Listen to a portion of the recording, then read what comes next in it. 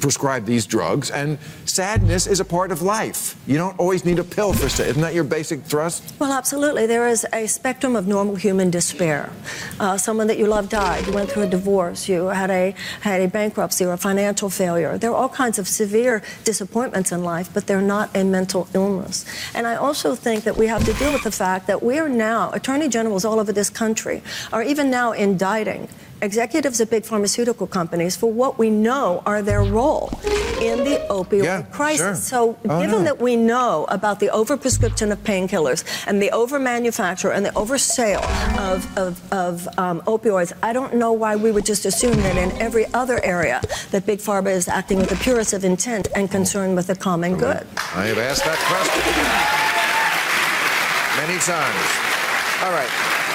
Let me ask you this and turn it to the panel after I get your reaction. But you said in the debate reparations, we were talking about it with the congressman. You mentioned $200 to $500 billion. How do you come up with that money? Who decides? Well, as the congressman how's it going to go over in the Iowa caucus? When I have talked about it in Iowa, I've gotten massive applause and standing ovation. All those people want to pay that money? Well, let's talk about it. First of all, the congressman was saying that we should have a commission, but it's been 400 years, but we should still have more evidence that we should I didn't compile. get that either. This is what I mean by yada, yada, yada politics. We know what happened. We know what happened. So this is the deal.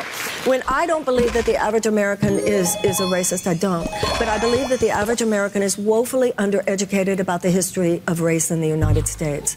And when you point out to people that there was 250 years of slavery, followed by another 100 years of institutionalized violence against black people. This is 350 years of institutionalized violence against blacks. That's longer than this country has been in existence. At the end of the Civil War... We know what happened. Okay. Now we're talking about the future. What to do. What should we do? So reparations. Yes, please. Well, I mean, for one, I think about 25% of the American people are in favor of some form of monetary reparations. So just politically, it's going to be really, really hard to get that through ever. Beyond that, it's an idea that everyone can understand and why it's good, right? The monstrous evil of slavery. How could we ever confront that fully? The truth is we can never confront it fully. There's no price we could ever pay monetarily that will undo that, that will make that pain